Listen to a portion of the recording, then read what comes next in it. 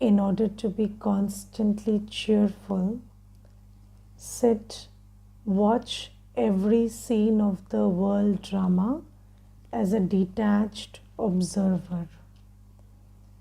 So, what is a detached observer? So, a detached observer simply means that you take a position within yourself, you position yourself, the soul, in such a consciousness that you experience that everything is happening, but it is not happening to you. Okay? And even better, everything is happening for you. So, everything is happening in your favor, which is what Baba says, that drama is Kalyankari.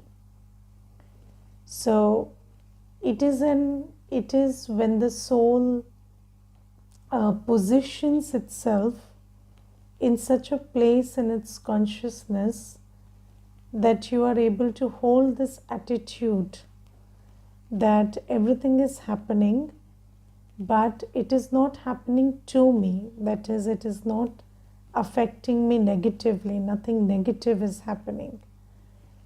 And the second thing is, everything is happening for me.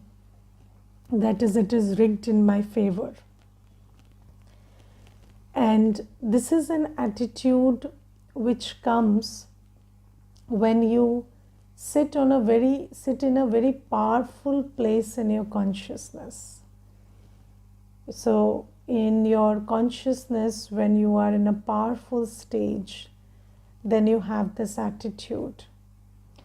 And I was just thinking about this thing today, that Baba always says that you forget your body, your bodily relations, bodily religion, and everything in the world which is physical, and just take your position as a soul and then remember me. And today when I was sitting in Amrit Vela, I was just thinking, that going in and going out is almost the same thing. So, I was just thinking about this whole thing as a donut or a vada in Hindi. So, in India you have a vada, and in the West you have a donut. And what happens is, the donut is a circle, and once you enter the circle, so it's going in and going out is the same thing. Yes, so it's like you are entering, and then you enter in. So going in and the outer space and the inner space are the same thing. So I was just thinking, it's like this, that when you enter your consciousness as a soul, so when you become soul conscious, then you become conscious of your home, because you are a soul. So when the moment you sit in that awareness that I'm a soul, I'm a subtle being of light, and I'm this, this divine energy, then you automatically remember your home, your father, your virtues, your strengths, and you get connected to Baba. And that in that remembrance, you understand that Baba, the Almighty, is your father, your everything, and his qualities are your qualities. So when you sit in soul consciousness, then the natural and automatic next step is to be, supreme soul conscious, or conscious about Baba's presence. Because when you are a soul, then who are you? Your whole identity is defined by Baba and your home and your qualities. So you become aware of all of that in a second. So if you understand soul consciousness properly, then you will become supreme soul conscious, and you will become conscious of your home and fortune. So I was just thinking that this is so magical, and in order to be seated on that powerful seat in your consciousness, what you have to do is become soul conscious, and in that soul consciousness you are connected with Baba, you remember your home, and you are in a very powerful place. And when you are in a very powerful place yourself, then it is very easy to detach from everything on the outside. Because anyways, attachment is because of weakness. So why are you clinging on to everything? Because you're weak. So if somebody has lost a leg, then that one would be very attached to the to the support, to the Baisakhi, to the crutch, right? But if that person gets operated and they have their leg back and that leg is functional, then will they be attached to the crutch? No, because that crutch is redundant now. So, this body consciousness and attachment to everything outside is just the crutch we are holding on to, because, in our inner space, we are very weak. And when I sit in soul consciousness, when I remember Baba, then I'm in a very powerful place, and automatically I am detached from that which is not me. And that which is not me is the body, the everything that is happening around. And why is it important to be detached from all of that? Because all of that is part of a predestined drama. So, the body and the events and the people around you and whatever is happening around you, they are all part of a predestined drama. And that drama is moving with its own logic, which you may or may not understand. Yes, so the drama is accurate, the drama is beneficial, but you may or may not understand it. You may or may not be able to see the benefit immediately, but it's all part of a big drama. And then Baba says that when you are body conscious, you have this sense of I and mine. Yes, मैं और मेरा. And in that, you start getting affected by what is happening according to the predestined drama. So, when the body has to fall ill, it will fall ill. Yes, there is a karmic settlement which has to happen through the body. It happens through the body.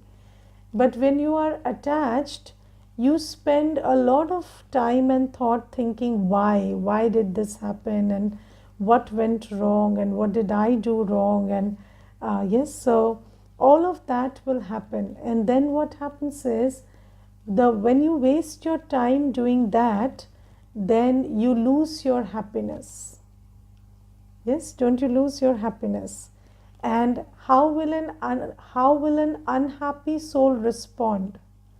So when you're unhappy, you don't respond well.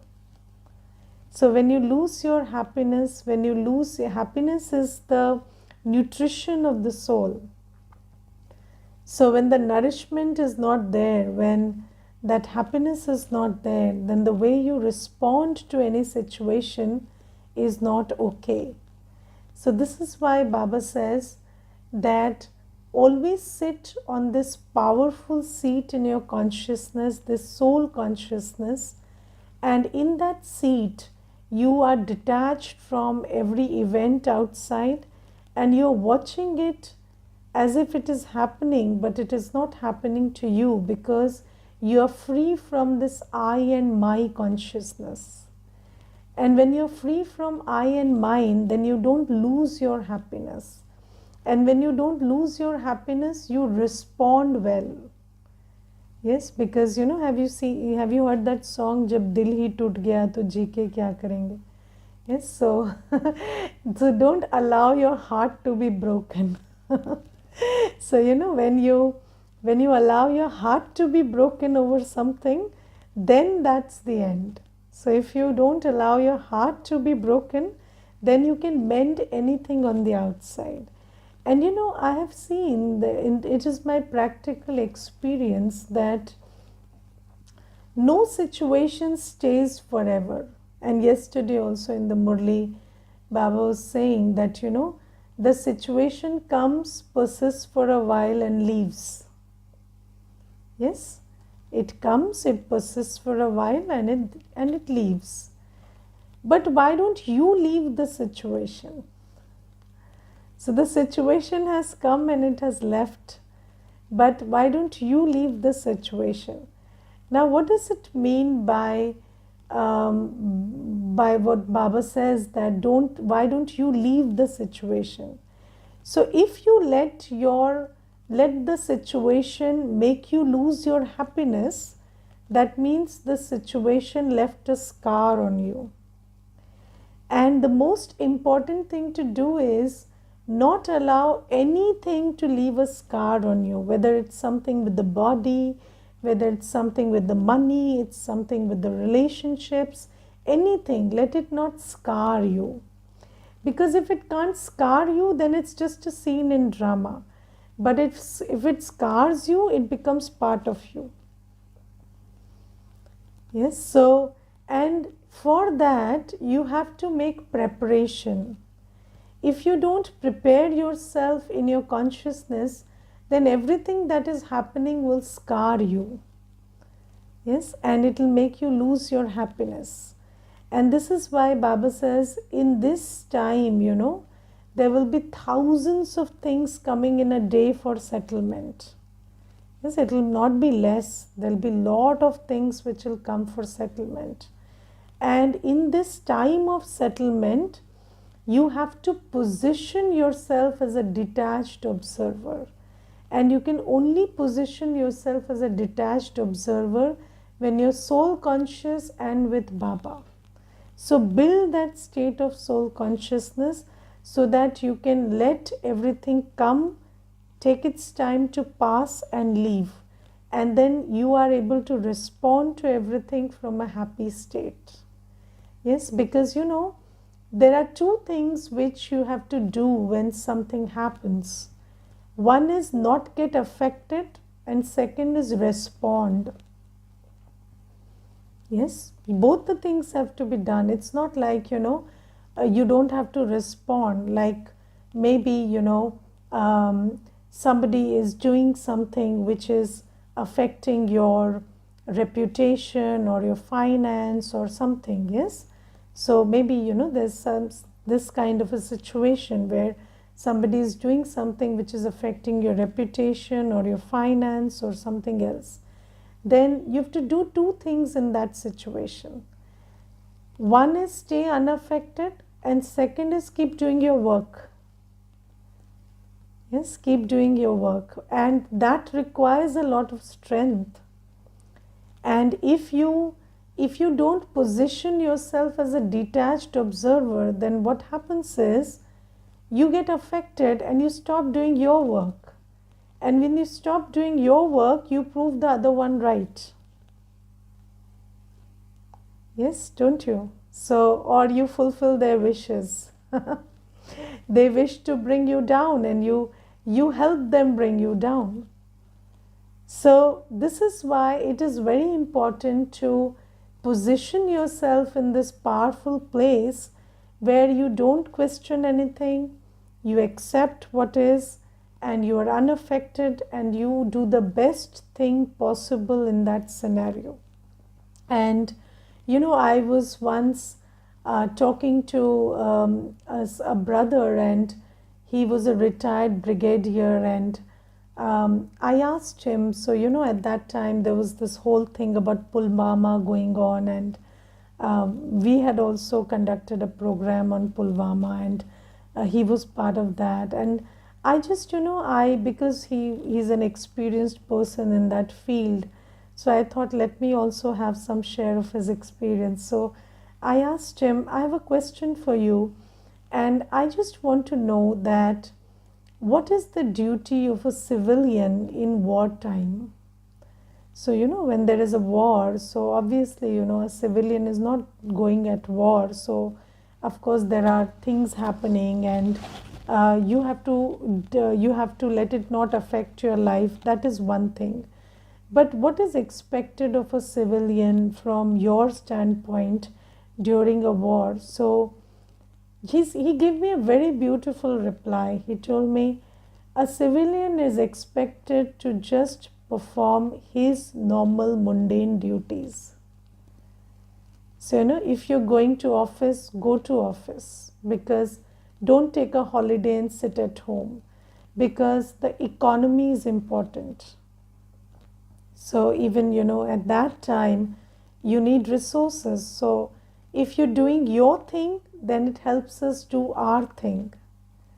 And if you see, we are in this very connected, integrated macrocosm where everyone's actions are affecting everybody else's actions.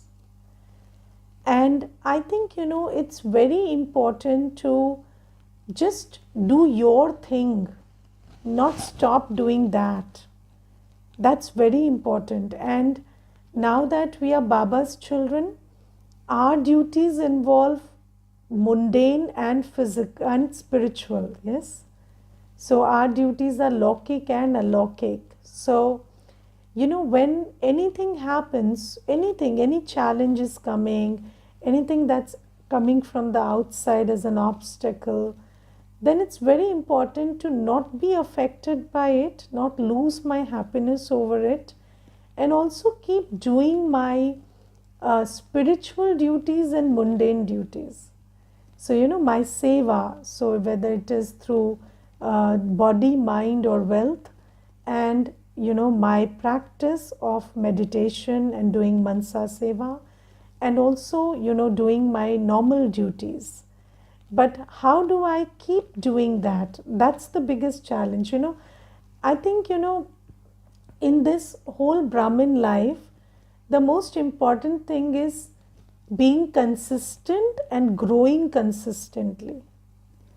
So, it's not something very, you don't have to do any wonder. But I think the most wonderful thing that Baba wants us to do is be consistent and grow consistently. That's it.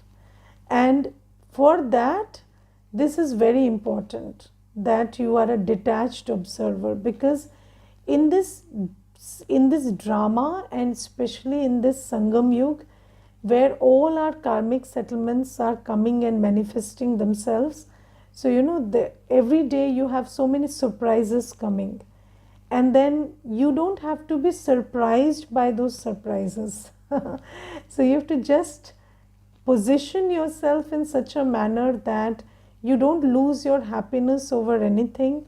Respond appropriately. See, these days you go to visit a doctor, he will have a checkup for something you visited him for, and then he'll tell you, you have something bigger than what you came for. Yes, and then they will tell you that you have this disease and that disease, and that's okay. So this is the time of settlement, so what else can you expect? So that will happen. But when that happens, don't lose your happiness. What can you do? You have to eat medicines, do the needful. If they ask you to exercise, you exercise. If they ask you to undergo a surgery, you undergo a surgery. That's how it goes. So just do the needful, don't lose your happiness, and maintain your dincharya and mancharya. Your timetable and mind table have to be maintained, because that is what doesn't need to be affected. Don't miss your murli, don't miss your amrit vela, don't miss your seva, don't miss your mundane duties. That is something that we have to keep doing while settling those karmic accounts. And Baba says, for that you need to position yourself internally in this seat where you are soul conscious with Baba and very, very powerful to deal with everything and respond appropriately. Okay, so this is something that is important. And then also, today Baba talks about cooperation. And So, there are 8 powers that we learn about, and in that 8 powers, there's the power to cooperate. And usually, when we give the course, we talk about the power to cooperate as the 8th power. Yes, as the most important power. So, that which comes at the end. And just like, so when you look at the picture of the 8 powers, so the picture is captioned as the 8 powers developed through Raj Yoga. Yes, so only a Raj Yogi has these powers. And regarding the power to cooperate, I think, if you're not a Raj Yogi, it's very difficult to have the power to cooperate. Because if you are a Raj Yogi, so what is the difference between a Raj Yogi and a non-Raj Yogi? So a Raj Yogi has a broad outlook. Yes. So, you are looking at yourself as an instrument for world seva. Have you started looking at yourself like that? Yes, you look at yourself as a part of the whole, right? You don't look at yourself as me. So I know that I am an integral part of the whole, and the whole depends on me. Yes, so I'm a very important part of this whole universe. And what I do has repercussions on everything.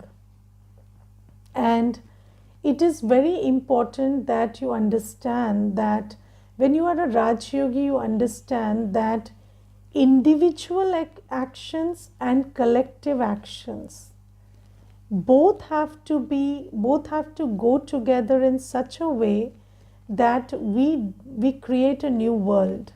Yes, so we are doing everything to create heaven on earth, and you have this perspective, you have this attitude, this vision that I want to create heaven on earth on Baba's directions. And when you have this broad outlook, this broad intellect, only then can you cooperate. Because when you're body conscious and you're very myopic in your outlook, then you are always thinking about us versus them, or me versus you. But the world will not become heaven with this me versus you attitude. So selfishness cannot create heaven on earth. So you understand that I have to grow, and I have to make everyone grow with me. Yes, so in body consciousness, you want to grow at the cost of the other. Yes, don't you? You always want to grow at the cost of the other. And in body consciousness, it makes you feel better that you have something which others don't have. Right? And you always want to, so in this world, what is the marketing strategy? So everybody who is marketing well, they tell you, I'm giving you something that nobody has. So this is a unique collection, a unique piece, a unique creation, and you buy this dress, and this dress nobody has. And why do you want to buy something that nobody has? Because this is a very distinctive trait of body consciousness, that you want to have what nobody has, and you want nobody to have what you have. Yes, so you want to grow, you want to be better, but you also want the other person to not pace up with you. You don't want to be, you don't want the other one to be like you. Yes, is it not? So this is how body consciousness works. And then in soul consciousness, Baba says, united we rise, united we fall. Yes, so Baba says you have to build a kingdom. So you cannot become just the king and rule alone. Imagine a king in Satyug with no servants, nothing, no praja to rule over. Is that a good idea? So Baba says, no, you cannot become a king alone. You need your whole Rajdhani, right? And when you understand that, I have to develop myself, but I also have to help others develop themselves. And if we don't collectively grow, then there is no possibility of heaven, because I alone can't go to heaven. Yes, so this whole this Raj Yoga, which is a combination of knowledge, yoga, virtues, and seva, this makes your perspective broad, and then the more knowledgeful you become, you understand that cooperation is not a choice. If you have set out to create heaven on earth, cooperation is mandatory. And what is cooperation? So Baba teaches us what is cooperation. And in the Murli today, Baba specifies it very beautifully. Baba says, cooperate with everyone in putting right with your good wishes any task that has gone wrong. Yes. So in the world, when any task goes wrong, what is important is not setting it right. What is important is finding the person you can blame it on.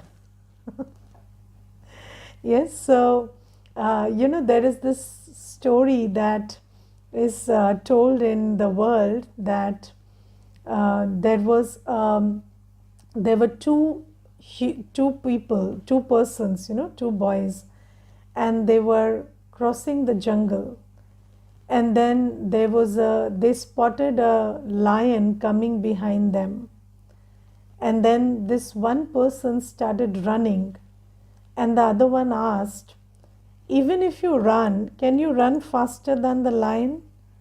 So the other person said, I don't have to run faster than the lion, I have to run faster than you.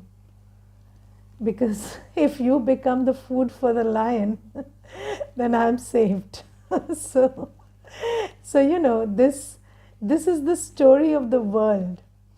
So in the world, it's all about putting the other person into trouble and saving yourself. But Baba says, when you become spiritually aware, that's not doing any good to your karma, and it is not helping you build heaven. Yes, so that's not how we function. So Baba says, when you are a cooperative soul, when you are a powerful, knowledgeful Rajyogi soul, what do? If a task has gone wrong, you don't spend your energy putting someone under the bus. You don't spend your energy finding who to blame. You spend your energy correcting the task. This is cooperation. Yes, so you don't start doing, I told you so, and you still did it, and now see this happened, or now you are to blame, I don't care what happened. You cooperate by setting it right. So this is the first thing about cooperation that Baba teaches, and Baba says for that you need good wishes, and every task can be set right. Nothing is spoiled to a point where it cannot be set right.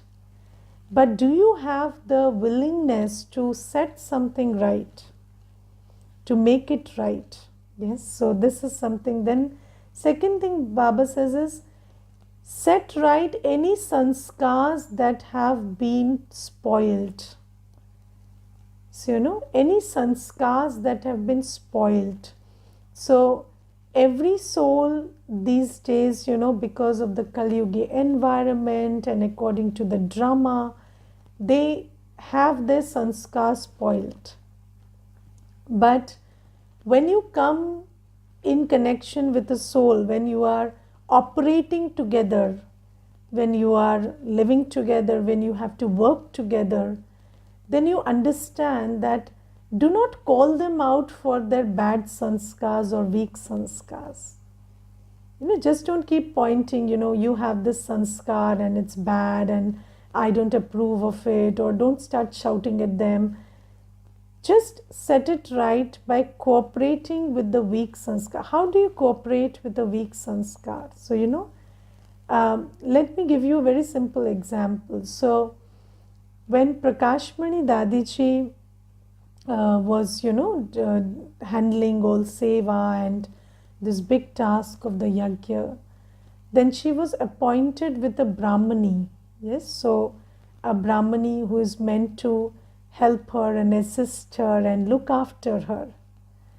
And when that Brahmani came to Dadiji, what she used to do is she used to just sleep in the morning, not get up in Amrit Vela. So she was a young girl, so she slept. And what did Dadi do? She did not say, you're here to help me, and if you sleep, how will this task go on? Even with love, she didn't complain like that. So Dadi used to get up, before Amrit Vela, clean the whole place, and she used to sweep the house, and then she used to make tea for that sister and wake her up with love. And then slowly, gradually, that love started, inspiring her to take care of Dadi. So this is how you cooperate with a weak sanskar. So you don't cooperate with a weak sanskar by bashing it. You cooperate with a weak sanskar by showing hope and giving them the love and inspiring them to do better. So this is also sahyog, this is also cooperation. Then the third, now you see, when we hear these stories, it feels very nice to be that little girl and receive cooperation, isn't it? You feel like, I should be that little girl and somebody should cooperate with me. But who are we? We are the ones who have to cooperate, not look for cooperation. Yes, so, don't position yourself as the little girl as you listen to this story. Position yourself as Dadi. We are receiving that same palna, that same sustenance from Baba which Dadi received. So we also have to be, available to cooperate in the same manner with any weak sanskar. Yes, and the third thing Baba says is, anyone's mood that has been spoiled, set it right with your good wishes. Someone is in a bad mood, yes, and when they are in a bad mood, what do? They waste time, they speak wasteful words, they do wasteful karma. So at that time, you have to help them with your good wishes, and with good wishes, do something which sets their mood right. And I will give you an example for that also. There was this one sister in a very bad mood, and then there was this other sister, and this sister wouldn't allow her to enter also into the center. So she was in such a bad mood, she said, go away, I'm not letting anybody enter. And then the sister just entered politely, and then what she did is, she made her, this other one in the bad mood was just sitting or, just loitering around, and she cleaned the whole space, and she cooked her favorite meal. Okay, so she cooked her favorite meal, and she offered bhog to Baba, sat before her and ate. And then this sister she said, do you want some? I will bring it for you. And then the sister said, no, I don't want anything cooked by you. Okay, so then the next time also she did the same thing. She cleaned the whole space, she cooked a good meal, her favorite, and then offered bhog. And then she again sat and said, you want some? I'll bring it for you. And then the sister said, okay, I'll have some.